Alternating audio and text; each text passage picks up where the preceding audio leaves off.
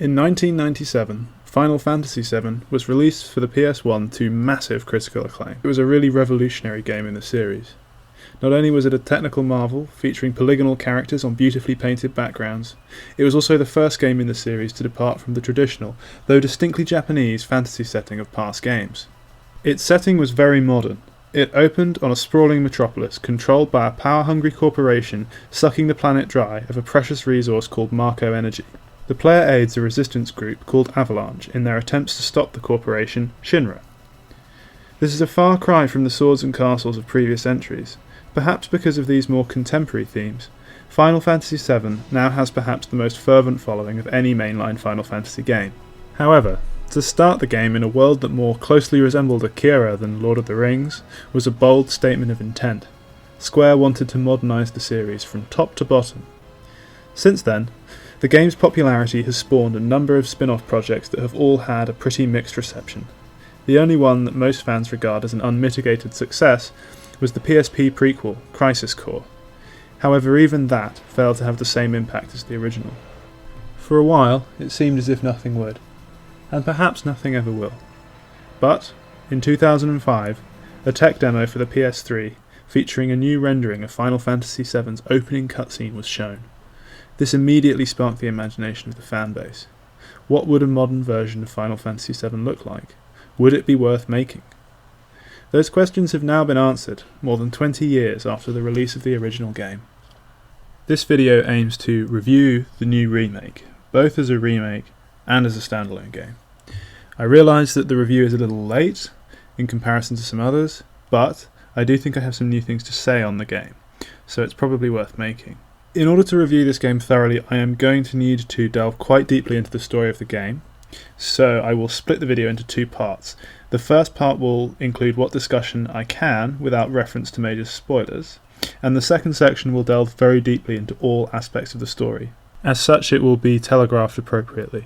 That said, I can't promise that nothing said in the first section of the video won't also give some spoilers to those who are most sensitive to them, so if you feel that you want to go into this game completely fresh, then just don't watch this video, go play the game, come back once you've finished it. To summarise my thoughts on the game, it is really very brilliant, and even in ways that might surprise you, so yes, you really should go play it. I think it does have some flaws, but it is certainly good enough for anyone already a fan of Final Fantasy VII to play and probably love. If you're not a fan of the original, my recommendation is less forthright. You should still play it. It's really remarkably good at being a modern JRPG, and even if you don't have Final Fantasy VII Nostalgia Vision. Indeed, it's just a great game. It presents itself in a smooth and classy fashion. In fact, it frequently reminded me of 2018's God of War, for its no-seams presentation and frequent draw-dropping set-pieces. Still, the game does have certain moments that, if you are not a fan of the original, you are likely to miss the significance of. I'll cover more on that later.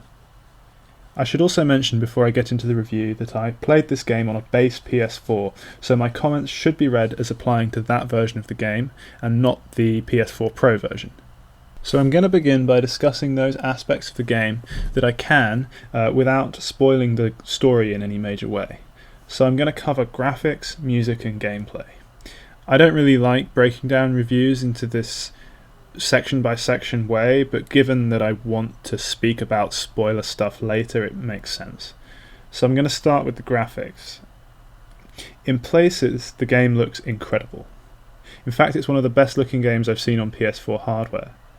This shouldn't be too surprising, as the game has been released at the tail end of its lifespan, but it really is a joy to see. Unfortunately, the game is not entirely even in its graphical quality. The game begins with a pre-rendered cutscene, and it's got opening credits over the top. Predictably, it's very gorgeous at this point. Eventually you start playing the game, and there are virtually no seams in terms of quality between the cutscene and the gameplay. It was really quite something to behold. I'm someone that's used to stark contrasts between cutscenes and gameplay. This was especially typical in previous console generations, and especially frequent in Square Enix games, so seeing this was quite exciting really. I kept waiting for a significant drop in quality, but it really didn't come. At first anyway. The first section of gameplay is fairly linear in its design. You're going from set piece to set piece, combat sequence to combat sequence, and for all of this, the game looks really excellent. One can notice the occasional fuzzy texture here and there if you go and examine, say, a shop sign or something like that. But it was an awful lot better than, say, Control, which is a game that I've recently played. Eventually, though, the game opens up in terms of its gameplay design, and there is an area that you can explore at your own pace. This is where the quality of the graphics really started to dip for me. The texture loading started to take way too long.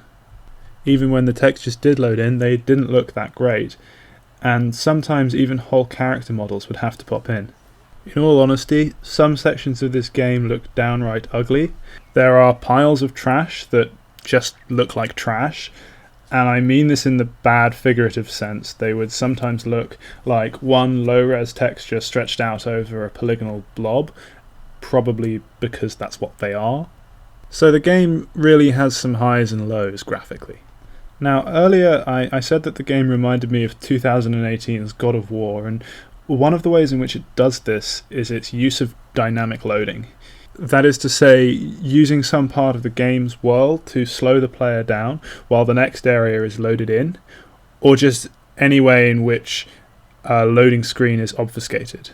In general, I'm in favour of games using this technique because it's better than the alternative, which is just more loading screens. But in this game, Final Fantasy VII, it's just not always as smooth as God of War in this department. There are sometimes moments where you run up to an NPC to initiate a conversation and the whole game will just pause for a couple of seconds, I assume, while it loads in the conversation animations. It also frequently uses the God of War style trick where there'll be like a tight gap that the player has to shimmy through in order to get to the next area, and it'll use that time to load in the next section. During such a shimmy, and on more than one occasion, I found that Cloud would stop dead in his tracks, despite me pushing forward on the left stick. To get him out of this stopping, I would need to waggle the left stick for a while, and then eventually he would get going again. I can only assume that the game required a little bit of extra time to load in the next area, so it had to stop the character because, you can't walk into nothing. But this is a real shame to see in a game that's already going to such lengths to obfuscate loading. So I think between experiences like this and the performance of games like Control that I mentioned earlier, we're definitely starting to see the limits of what the current generation of consoles is capable of. However, unlike Control, Final Fantasy VII maintains an unwavering 30 FPS throughout all of it, the entire game pretty much. Clearly Square prioritised a high frame rate in this game, and I think that this deserves high praise. Personally, I can look over most other graphical faults as long as there's a consistent, reasonably high frame rate. And given that this game has that, along with, as I said earlier, some of the generation's most graphically impressive moments, I think it will definitely be looked at as an overall good-looking game. As I mentioned earlier, I played the game on a base PS4, so my comments should be understood as referring to that experience. Things could be better on the Pro, I suppose, but based on my admittedly very limited understanding of how these things work, I am doubtful as to whether things will be much better on the Pro. From my understanding, the speed of hidden loads and texture pop-in are more determined by the speed of the machine's memory than its ability to process graphics. And in my understanding, an unmodified PS4 Pro is no better at this than an unmodified PS4. So perhaps upgrading the hard drive in your machine would see an increase in performance. This has been shown to improve loading in some games. But I'm getting off topic. Overall, the graphics of this game are a definite strong suit. One aspect that I found particularly enjoyable was exploring fully 3D modern versions of environments that were just background paintings in the original game. It really brings out details that were only ever really implied in the original, and that's quite exciting to see if you're a fan of the original. Perhaps an even greater success of this game than its graphics, though, are its musical score. Often the score will work in tandem with the beautiful graphics to create some really powerful story moments. The score is a combination of new tracks as well as modern remixes of the game's original score. So if you played the original, you're already going to know which tracks are going to get stuck in your head. The battle music is especially iconic. What modernising that's been done to the original songs is thankfully very minimal. They've been re-recorded and cleaned up, but they've never been changed drastically. The new music is also worth a special mention. Many tracks manage to both fit the mood of a scene or area and manage to be very listenable on their own. This is generally what I look for in a game soundtrack, so I was very pleased to notice it here. Usually the tracks and scenes are very well matched. There are a few moments where the gravity of what's happening in the story doesn't seem to be adequately reflected in the music, but luckily this is rare. Broadly speaking, it's all really excellent music. From ripping guitar tracks to bombastic orchestral pieces, Uematsu brings a truly delightful score. Okay, with the presentation of the game covered, I'm going to now move on to discussing the gameplay. And there are three main areas of gameplay that you can expect to engage with throughout your time with Final Fantasy VII.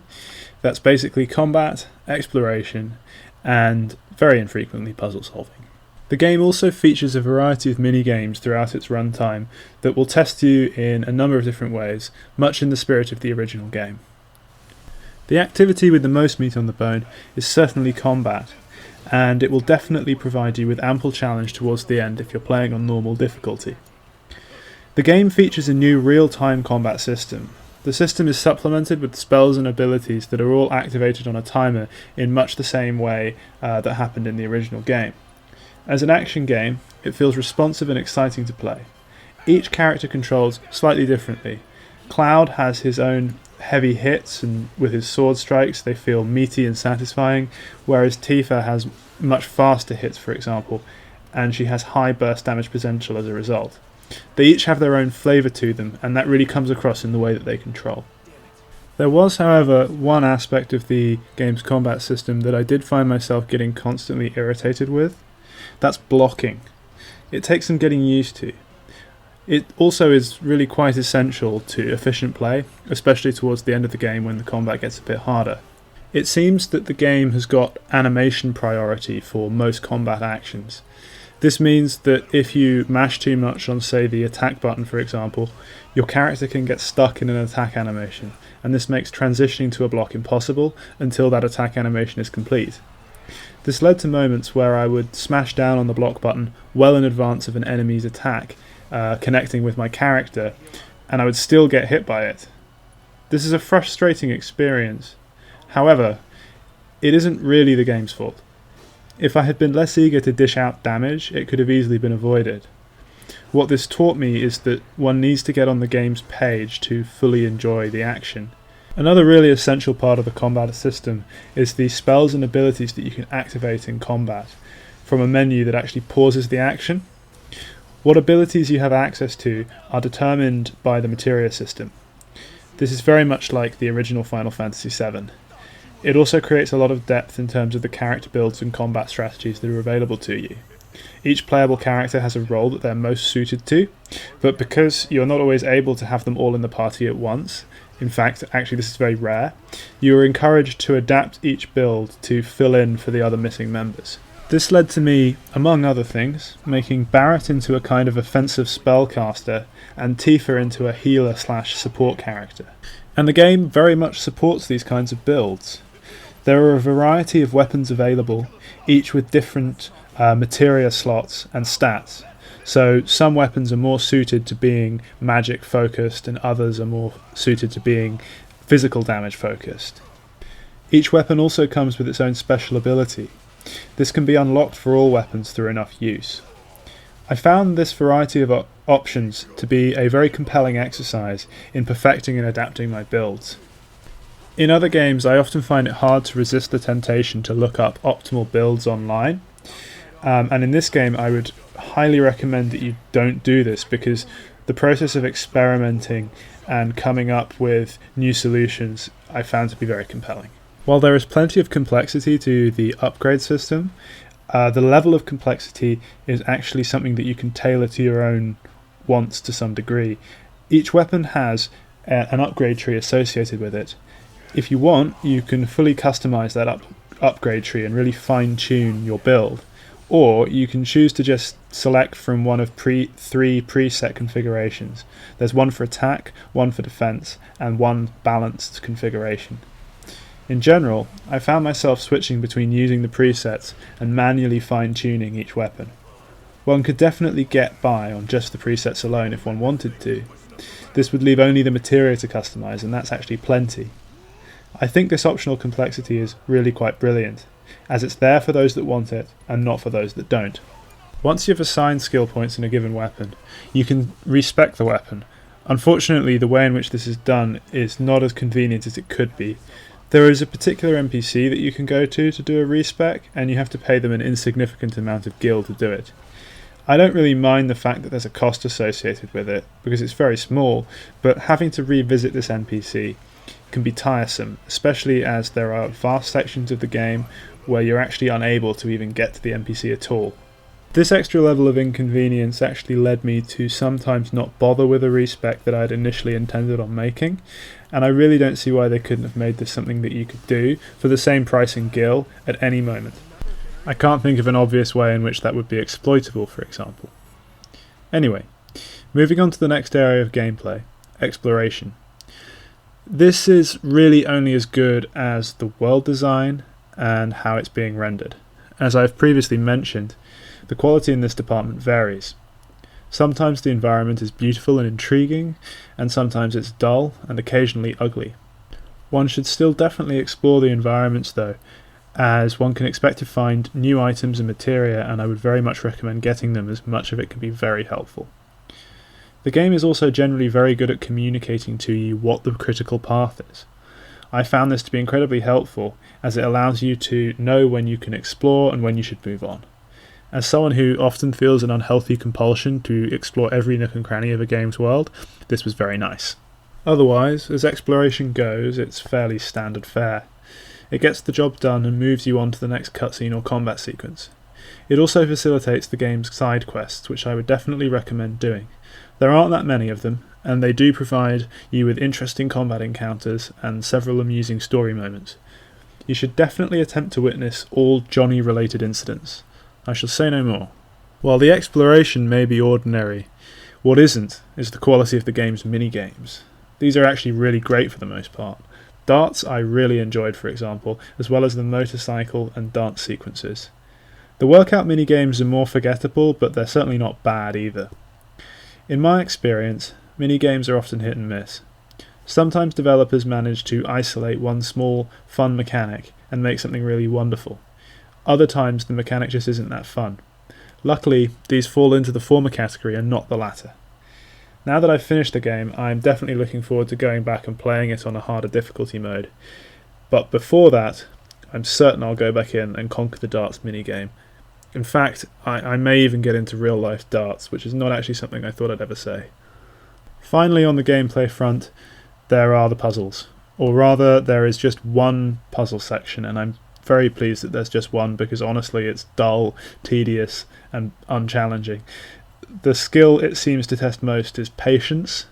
If you've played the game, you probably already know what I'm talking about. Luckily, it's over very quickly, but it was just too irritating not to mention. Right, with that, I have come to the end of the section of the review that will be spoiler-free, or fairly spoiler-free anyway.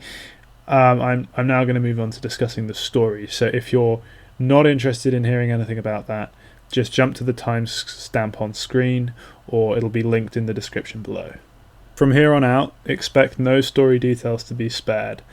So if you have actually played the original and are familiar with the story, I would still recommend perhaps playing the remake before watching this, for reasons that are about to become clear.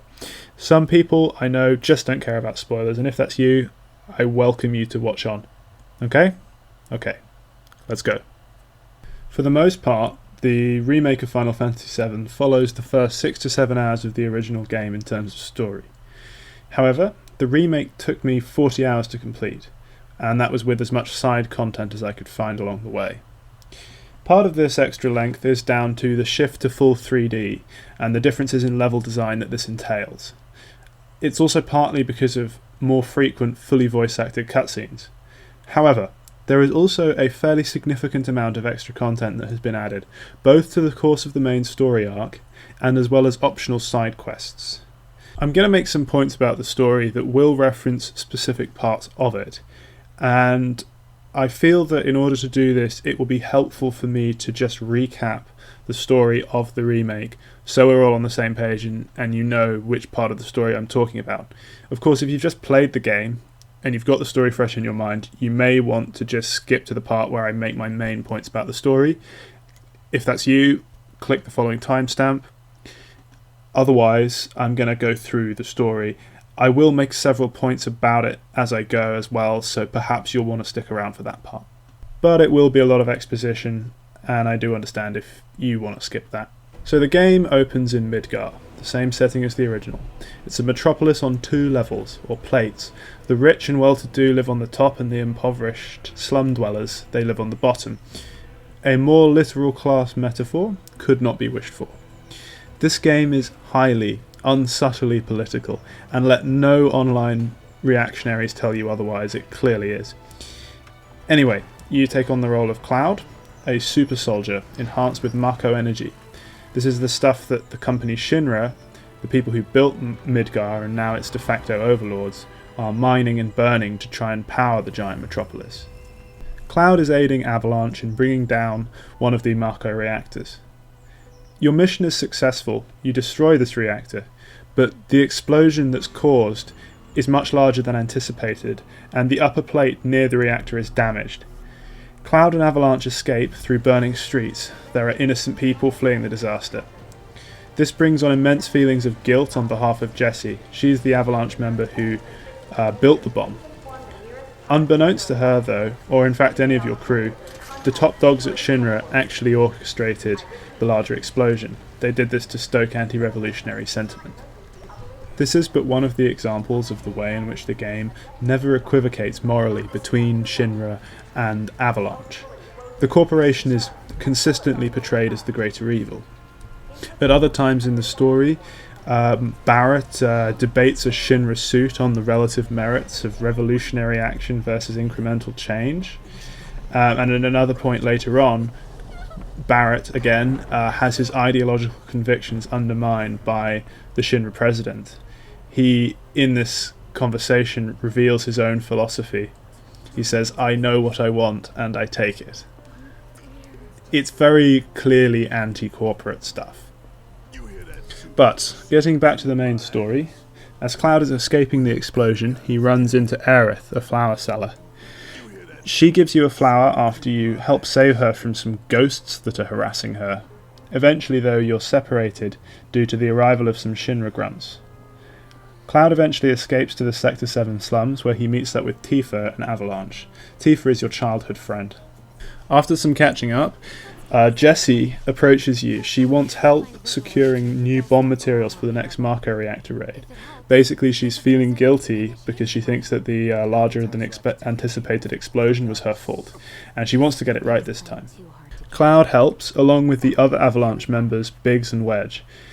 This mission is not in the original, and it is also fantastic. It really helps add depth to these characters. They felt severely underwritten in the original, if memory serves. It also gives much needed texture to the wider world of Final Fantasy VII.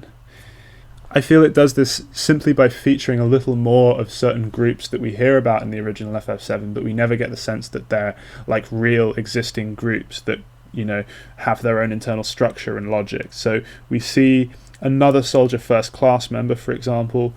We also see other members of another Avalanche cell, and we get a good look into the kind of life led by Shinra employees. I felt that this, you know, as I say, makes the groups feel much more real. In the original, it was easy to sometimes view them as like caricatures, or rather that they just exist for the purposes of the drama that's unfolding on screen. They don't extend beyond into the wider world. Sometimes an extra look at the entities is really all you need to give them this sense, and I think that this was a welcome addition. With the extra bomb materials acquired, Avalanche is all ready to raid the next Mako reactor, but Cloud isn't planning on joining them. However, an attack by those same ghost-like creatures that were seen harassing Aerith leaves Jessie injured, and Cloud eventually has his arm twisted into joining, with promises of a bigger paycheck.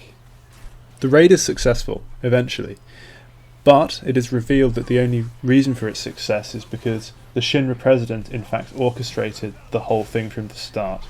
He is using the destruction that Avalanche creates to stir anti-revolutionary sentiment in the people and ready them for a new war with Shinra's old enemy, Wutai. He sets a powerful new foe on the party, and Cloud is separated from the group, falling to the Sector 5 slums. By chance, he meets Aerith again, and the pair have to try and evade Shinra operatives. Eventually, they head back to Sector 7 under the cover of night. When they're about to make it back, they witness Tifa. She's being transported somewhere, wearing a fancy dress. She reveals to Cloud that she's heading to the mansion of the crime boss Don Corneo to try and extract some information on Shinra's future plans. Aerith reveals that Don Corneo is a dangerous man, so Cloud and Aerith decide to go after Tifa and try and save her. They infiltrate his mansion through a hilarious and appropriately modernised cross-dressing sequence, and Corneo reveals that Shinra planned to destroy the Sector 7 support column, dropping the plate onto the slums and wiping out the pesky Avalanche members located there. Cloud, Tifa and Aerith rush back to Sector 7 to discover a pitched battle between Avalanche and Shinra goons. It is clear that Corneo's information is good, and Shinra are in fact trying to drop the plate onto the slums. They aid Avalanche. Aerith goes to rescue Barrett's daughter Marlene. Cloud and Tifa rush to aid Barrett in combat. Ultimately though, they are unsuccessful and the plate is dropped on the slums. Our heroes escape, but Aerith is captured by Shinra, who seem to be showing an unusual amount of interest in her. Luckily, she has already secured Marlene with her mother. Eventually, her mother reveals that Aerith is in fact an ancient, which are an appropriately named race of progenitor people who were more in tune with the planet and with Marco energy. Shinra believes that her status as an ancient can get her to lead them to the Promised Land, which is somewhere they believe to be rich in Marco energy that they plan to mine. The party launches an eventually successful rescue mission. During this mission, it is revealed that the mayor of Midgar is in fact an Avalanche spy. Barrett is shot by the Shinra president, but saved from death by more ghosts. They meet a strangely knowledgeable wolf cat fella called Red 13. An ostensibly evil soldier from Cloud's path called Sephiroth rocks up and nicks an ancient alien that has been held by Shinra. Sephiroth kills the Shinra president, and Cloud has an inconclusive duel with the president's son, Rufus. After all this, and the successful rescue of Aerith, the party flees Midgar, now with Red 13 in tow. When the party reaches the edge of the city, they witness the ghosts that they've seen throughout the story amassing around the central building. The ghosts also attempt to block the party's exit from the city. Sephiroth shows up, and he is able to exit through a portal that he creates in the wall of ghosts. At this point it's revealed by Red 13, who for some unexplained reason knows these sorts of things, that these ghosts and their controller are, and I'm not joking, the physical instantiation of the concept of destiny. So, naturally, the party follows Sephiroth through the portal. They fight destiny and destroy it. They fight Sephiroth, but this is more inconclusive, and they eventually escape into the wider world, now having earned their free will. Thus concludes the end of the story of Final Fantasy VII Remake. Right, that was a lot. I tried to keep it short, but evidently I have failed. Anyway, if you're one of the people that don't care about spoilers and haven't actually played the game, that should give you some idea of how much content there is in total. As you've probably noticed, the game sticks fairly close to the story of the original game. The difference are either additive to the original material, in that they add further character or world development, an edit to the original material, in that they transform something about the original game, for example, they update politically incorrect content, or there's something that does both, add and edit. And in many cases, this seems to also have a meta-storytelling component that seems to signal the future intentions of the game's creators. What I'm basically talking about is all the stuff relating to Destiny Ghosts. Of these three kinds of changes, I would say that the first two are the most unambiguously successful. The third is the most ambitious, the most interesting, and potentially the most controversial. What it does, essentially, is signal that Square intend to change potentially major things about the rest of the story of Final Fantasy VII. If you think back over the remake story, notice that whenever the ghosts intervene in the action, they're always keeping things on roughly the same track as they occurred in the original Final Fantasy VII. For example, they ensure that Cloud goes to blow up the second reactor, not Jessie. and that Aerith and Cloud escape from Shinra. They aid them in that. They also ensure that Barret isn't killed by the Shinra president. So now that Destiny has been defeated, anything can happen. This is potentially the best thing about the remake. It elevates it from a straight cash grab on the original classic and makes it something potentially transformative, disruptive, and great as its own new take on the world of Final Fantasy VII. And yet, I worry for Square's intent here. My concern is that all this Destiny stuff is just an attempt to signal that they intend to reverse Aerith's death, when the remake series eventually gets to that part of the story. Now, I don't mind Aerith not dying in the abstract. In the original game, I think Aerith's death scene was a very good, bold choice that made sense in the story that they were telling. I mean, it helps motivate your hatred of Sephiroth very effectively. However, there is no reason that a different, equally good story in which Aerith doesn't die could be told with these characters and in this world. I just fear that's not what they'll do. I know that there was a big fan backlash to the death of Aerith. This could easily just be a cheap attempt to appease those fans. I really hope this is not the case. Let this be the exciting new spin on Final Fantasy VII that it could be, not a dull attempt to appease that worst kind of fan whose attachment to a character is so strong they won't even let the devs have their awesome knife twist moment that totally worked in the story and elevated the game to something above other RPGs of the time. And I have to say I'm also somewhat critical of the manner in which Square has decided to announce their intent to change things about the story. The personification and eventual murder of the concept of Destiny is certainly unique. However, I can't escape the feeling that this is just a little clunky from a writing perspective. Like, why are these ghosts so attached to what happened in a 20-year-old game anyway? Why are those events Destiny? Wouldn't it be simpler to just have the game be different? I mean, it already is in some ways, so I don't think that Destiny really needed to die for Square to have their bold reimagining of a classic. I guess if they don't kill Destiny, though, they can't signal the coming of further more impactful changes, so I suppose that's why they did it. Still, the whole thing feels a bit too writerly.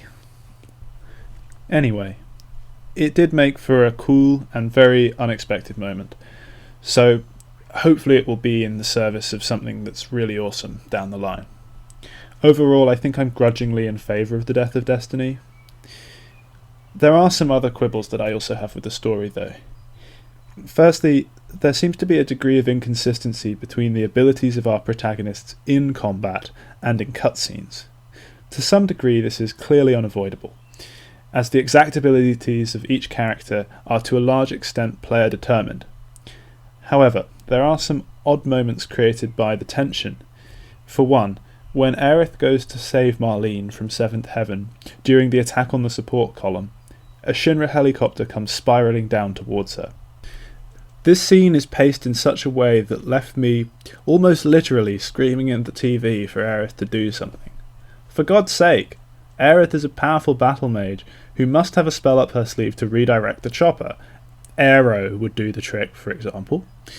But instead she just watches it crash into the ground, impotently. This is especially odd, as she is portrayed as using fire magic in a later cutscene. So clearly her quote-unquote canon build is something that does involve offensive magic. It's just a bit weird that she seems so choosy about when to use it. Broadly, she is often cast as a kind of damsel in distress. She requires a bodyguard. She is the de facto sort of protector/medic of the story, and she needs saving from Shinra. This characterization is very much at odds with the experience of using her in combat. She has a vast mana pool, and thus the ability to rain magical death on the party's enemies. It's also further compounded by the reveal that she is an ancient. Again, this point certainly didn't spell the death of my enjoyment of the game, but it was bothersome. Bothersome is also a good word to describe some of the choices around how Sephiroth is portrayed. In the game, we get very little info on his backstory. We also don't learn much about the ways in which his character is connected to Cloud. In this case, the snippets we do get are enough to keep the audience strung along for the ride. What is not sufficient is our understanding of his motivation, however. Why is he doing what he is doing? What is he even trying to achieve? An answer to that latter question is offered by Aerith towards the end of the game. She calls him wrong, and says that his goal is for the destruction of the world. But why would he want that? And why has anything that he has done so far been in service of that goal? The only major thing he does in the game, besides killing President Shinra, is steal Genova, who we also don't know the significance of. So our impression of him so far is that he, like us, is opposed to Shinra. Surely this makes him the enemy of our enemy. Now, I know that there are answers to these questions that will be revealed later on in the story, and so does the audience that has played the original game. But those that are new to Final Fantasy VII will definitely find this confusing. Recall that the game is called Final Fantasy VII Remake. That title would imply that new players will be okay starting here, no? This seems like a fairly major stumbling block for new players. If they are meant to feel motivated to stop Sephiroth, all they have to go on now is Aerith's word, along with his generally sinister demeanour. I really think that this is not enough, and that this definitely could have been handled better. I mean, more of his backstory could have just been moved forward in the story. It would have clarified his motivations much earlier. Overall, it would have made his appearance in the story seem less confusing.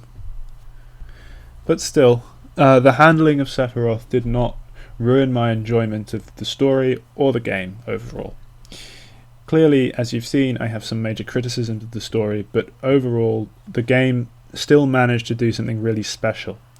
That was make me genuinely care about the characters of Final Fantasy VII again. They are likeable and well written. For me, this is enough to overlook the sometimes funky logic of the plot. In fact, it reminded me that the way that the characters were written in the original game seems to differ quite a lot from further Final Fantasy VII media.